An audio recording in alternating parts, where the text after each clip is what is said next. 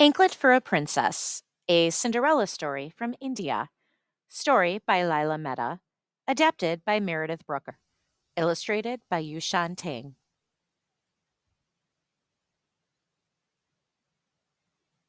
Sindhuri walked slowly down the road to the lake. Her feet dragged through the dust as she balanced a heavy pot on her head. She was on her way to fetch drinking water for the family. With a tired sigh, she thought, when I get home, I must milk the cows, clean the house, prepare yogurt and cheese for tomorrow's meals, and milk the cows again. Then I will have to clean the animal pens and pick vegetables to sell to our neighbors. Later, she knew there would be more long trips to the lake for water for the animals. When Sindhuri arrived at the water's edge, she paused to stare out across the rippling surface. She thought of days when her life had been happier. In those days, it was the custom in the countryside of India for a man to have more than one wife. Big families were necessary to help with the farm work. Sindhuri's father had married two women, and each had a daughter. Sindhuri sadly remembered the epidemic of cholera that swept through their village. Within a few days, her father and mother had both died of the disease. She was left with her stepmother, a woman who cared only for her own daughter, Lata, and had no love to spare for Sindhuri.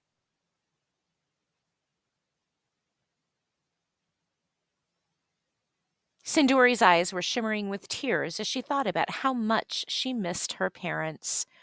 Suddenly, she was startled by a showering burst of water right in front of her. She pulled back in fear as a great white snake rose up out of the lake. Her eyes were blinded by the shine of a bright red jewel on his bobbing head. He hissed a question. "You are a beautiful young girl. Why are you so dirty and dressed in such ugly rags?" Sindhuri tried to answer politely. "There is much work to do since my father died. My stepmother and her daughter hate farm work. They like to ride to town every day in their carriage, so I am left to complete the chores." "You do all the work for your family to maintain the farm? Why then do you look so hungry?" "I do not need much. When my stepmother and stepsister go to feasts at the houses of friends, they sometimes bring me back a little something to go with my bowl of rice." The snake was furious. "Rice and a few handouts? That is not enough to eat." With a darting motion of his head, the serpent produced a golden plate. On it, there was a beautiful display of East Indian foods. The almond rice, lentils, flatbread, curries, and sweet milk delights gave off tantalizing aromas. Sindhuri was hungry, but before taking the plate, she pressed the palms of her hands together and bowed to show her thanks to the snake.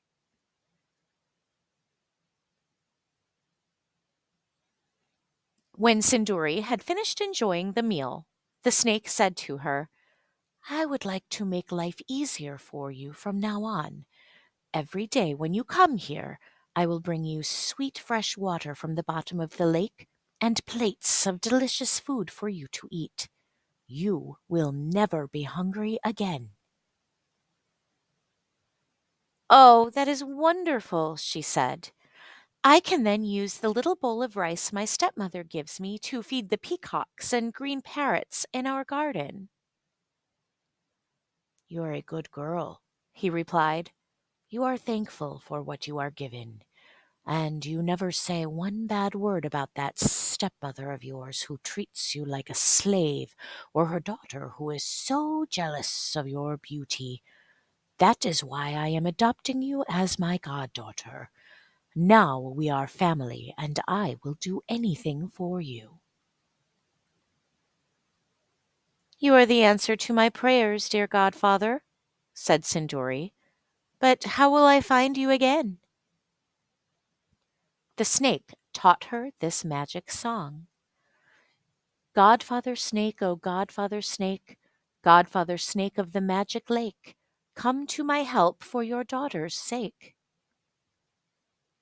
He told her, come to the lake and sing this whenever you are sad or hungry, or if you need my help.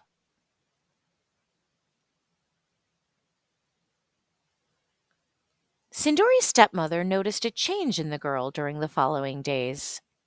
You certainly look happy and well fed lately, Sindhuri. Hurry off now and get me more of that wonderful water you have been bringing home, she ordered.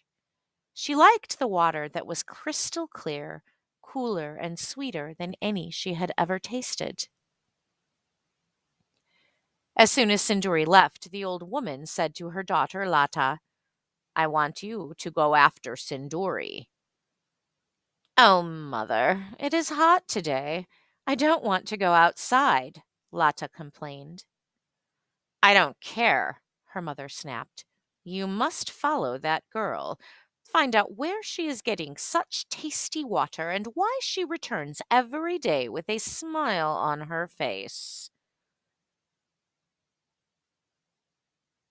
Lata sneaked along behind Sindhuri until they got to the lake.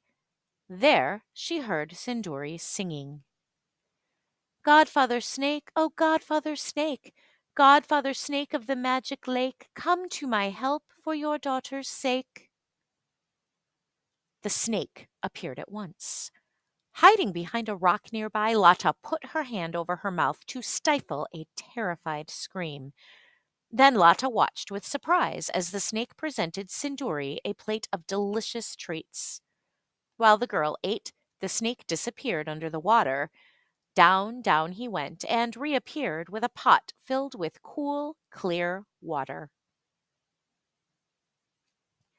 Thank you, dear godfather. This water is like a drink of the gods, and you have been kind to feed me these delicious sweets, Sindhuri said, putting her hands together to bow in his direction. Godfather Snake stared at her intently, the jewel above his eyes shining brightly. Sindhuri, I want you to look at yourself, he commanded. You are as beautiful as a princess. She looked down at her reflection in the rippling water. She saw skin as smooth as silk, eyes that curved gently into an almond shape, and lips as rosy pink as a pomegranate. Oh no, godfather, she protested. Lata is the pretty one. My stepmother told me so. All Grandfather Snake said in reply was, some day you shall see.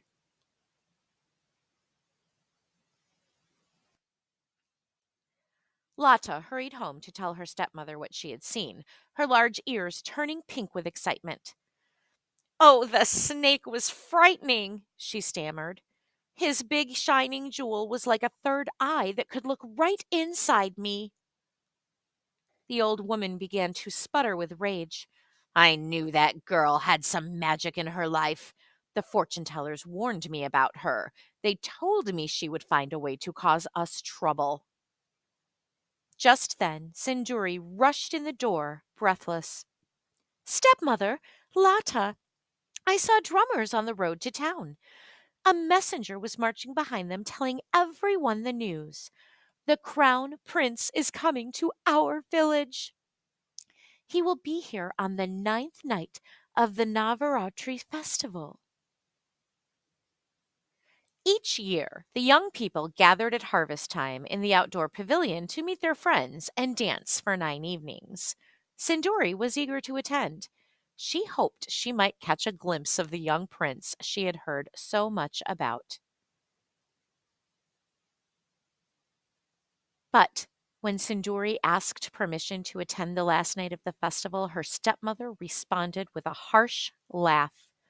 Oh no, you will have to stay home and do your work. Lata, laughing like her mother, added, besides, you have nothing to wear, Sindhuri. You would embarrass us in those filthy rags of yours.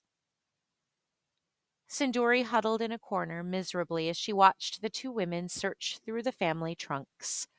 They pulled out shiny earrings, necklaces, toe rings, and belts.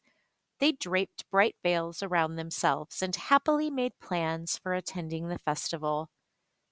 Sindhuri gave a tiny sob as she watched them try on the chain that had once decorated the slim ankle of her own dear mother. At last, the ninth evening of the Navaratri arrived, when the Arti lamp would be lit by the visiting crown prince. Stepmother and Lata were dressed in all their finery. They stepped into their carriage. Stepmother told Lata, "Maybe tonight you will meet your future husband, or you may even meet the prince. Pinch your cheeks, smooth your hair." Then she glared at Sindhuri and snapped, "Stop staring, Sindhuri, and get back to work." Sindhuri sadly went about her household duties. After putting the last bundle of clean straw into the animal pens, she ran off toward the lake. She had to tell Godfather how much she missed going to the festival. When she arrived, she sang again, "Godfather Snake, oh Godfather Snake, Godfather Snake of the magic lake, come to my help for your daughter's sake." The snake slipped up into sight. Immediately Sindhuri told him all her troubles. "My beautiful little goddaughter, you deserve one magical evening," he responded. He bent in her direction. "See this beautiful jewel in my forehead? Take it," he commanded. She obeyed him, even though the jewel felt hot to her touch. "Don't drop it," he warned. "Now turn around and around like this." She watched the snake twist his body in a circle, and she copied the movements. As she slowly twirled around, she felt herself being wrapped in a cloth of the purest gold threads. Magnificent jewels appeared in her hair and at her throat. When she heard her feet tinkling gently, she looked down at her ankles. She saw two of the most beautiful anklets she had ever seen, decorated with tiny bells and covered with diamonds that sparkled in the moonlight. "Go to the festival, but at midnight, when they light the candle, you must return home. The magic will be over." "Thank you, Godfather, for this beautiful gift," Sindhuri whispered as she clutched his jewel in her hands. "No matter what happens, I promise to leave at midnight." When Sindhuri arrived at the Navaratri festival, everyone turned to stare at her. "Who is that beautiful princess?" they all whispered. One handsome young man asked her himself. "Who are you, beautiful princess?" said the Prince of Shiryanagar as he stepped toward her. She looked up into his eyes but said nothing. He asked her to dance for him, and she tried to remember the flowing motions of her beloved godfather, the snake. She twirled and dipped. The anklets jingled on her feet. The festival lights made her dark eyes shine. As she danced, the prince watched her every motion, falling more and more in love with her with every twist and turn. Later, everyone gathered to light the lamp for the goddess Durga, in whose honor the festival is held each year. The prince said to Sindhuri, "It is midnight. Time for the arti. They have asked me to perform the ceremony, and I want you to join me." "Midnight?" she gasped as she remembered her promise to Godfather Snake. "I must go." She dashed away through the crowd. The prince tried to catch her, following the sound of the bells on her feet, but she soon disappeared into the darkness. Then he caught sight of something sparkling on the road. As he bent to pick it up, he realized it was one of her anklets. He stared into the dark night, remembering her eyes, her hair, her gentle smile. There and then he vowed to love her forever. The next morning, the powerful king of Suyanagar.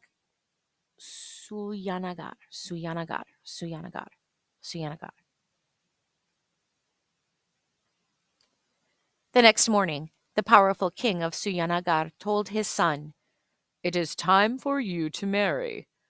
He began suggesting some of the important noble ladies who could be his bride. But, father, last night at the festival I met the one I must marry. I just don't know who she is. We have to find her, the prince said. He pulled the tiny anklet from his pocket. I will marry the owner of this anklet and no one else. The king called forth messengers. He told them to go to every village. He proclaimed, Have all the young maidens try on the anklet. The girl who can fit her foot through it will become the bride of the crown prince. Stepmother was very excited by the news. She said, The prince will be in our village this very afternoon. Lata, you must make the anklet fit you. Then the prince will marry you. That is what the king has said. Sindhuri asked, May I please come with you and try on the anklet too? You? Oh no, Lata and I will go first. You can come later if you finish all your work, she said with a sneer. She never for a moment considered that little Sindhuri, with her ragged dress and her dirty bare feet, might be the beautiful lady the prince was looking for. Sindhuri began her chores with a hopeless feeling. There was so much to do. By the time she finished her work, the prince would be gone. He would move on to the next town, trying the anklet on every young woman, and she would never get to tell him how much she loved him. Sindhuri hurried off to sell her vegetables to the neighbors. Then she came back to begin her sewing and mending. As her stepmother and Lata swept out the door, they reminded her that she must weed the vegetable garden in addition to all the other chores. Sindhuri knew there was no time to rush to the lake and seek the help of her godfather, the snake. Then she remembered his magic jewel, which was hidden inside the bodice of her dress. As soon as she cradled the bright stone in her hands, she saw miraculous changes all around her. The house was clean, the butter was churned, the weeds in the garden had all disappeared, and fresh water and straw appeared in all the animal pens. Her work was all done, and her dirty dress had become clean with not a patch on it. Oh, again, my dear godfather has helped me, she said, putting the jewel back in its hiding place. As she hurried toward the pavilion, she whispered over and over, I hope I am not too late. Sindhuri peeked through the girls circled around the prince. One after another, they tried to squeeze their feet into the anklet. Stepmother pulled Lata forward for her turn. The prince knelt before her. The girl made terrible faces, trying to twist her foot through the anklet, but it was no use. Let us move on to the next town, said the king in a booming voice. There I hope my son will find the woman he loves.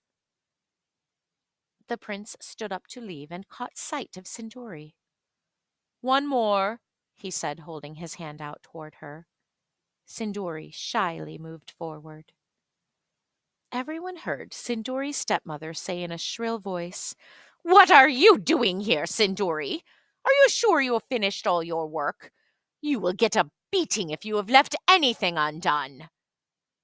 Quiet, everyone, ordered the prince. Let her try the anklet. He slipped her foot into the jeweled circle. There was a gasp from the crowd as Sindhuri pulled from her pocket the matching anklet she had kept hidden away. This proved that she was the same girl who had danced for the prince and won his heart. Now, wearing both anklets, she made a slow, twirling motion as her snake godfather had taught her. When she finished her turn, she was standing before the people of the town, dressed in the beautiful sari and all the sparkling jewelry she had worn on festival night. With a sparkle in his eyes that made Sindhuri's heart beat wildly, the prince proclaimed, This beautiful princess must be my bride. Mr. Prime Minister, plan a great celebration, the king announced. "The wedding will take place on the evening of the next full moon." The king was delighted that his son had claimed such a beautiful and gentle bride. An enormous invitation was posted at the palace gates, inviting everyone in the kingdom to witness the royal wedding. Sindhuri rode to the wedding ceremony in a carriage carried on the shoulders of many servants. Walking with stately grace, she entered the special marquee built for the occasion. Inside, a fire was burning. A costumed gentleman of the court blew into a large conch shell to announce the start of the marriage ceremony. The prince put a garland of fragrant white jasmine flowers around Sindhuri's neck as she put one around his. They promised to love and cherish each other for the rest of their lives. When the ceremony was over, the prince whispered to this bride, "My father has built us a beautiful palace." She said shyly, "I have a special friend. He is my godfather." As she spoke, she touched the red jewel fastened on her scarf close to her heart. "I hope I may bring him there to visit our new home."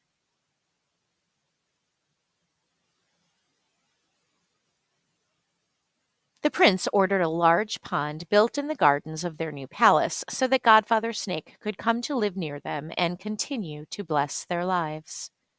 But he told Sindhuri, "Your stepmother, her daughter, no, no, they are not coming to live with us. I know how badly they treated you." Once the two women had to do all their work themselves, they did it very poorly. The animals got hungry and ran away.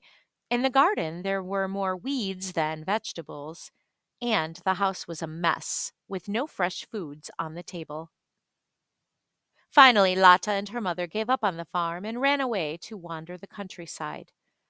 Godfather Snake told Sindhuri, "While they live lives."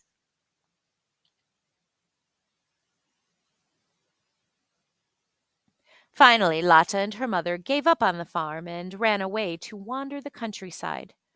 Godfather Snake told Sindhuri, "While they live as poor beggars, you will live for many thousands of happy days in this palace with your handsome prince, and someday you will be a loved and honored queen." The Princess Sindhuri put her hands together in respect, bowed her head slightly, and said, "All because of you, dear godfather. I thank you."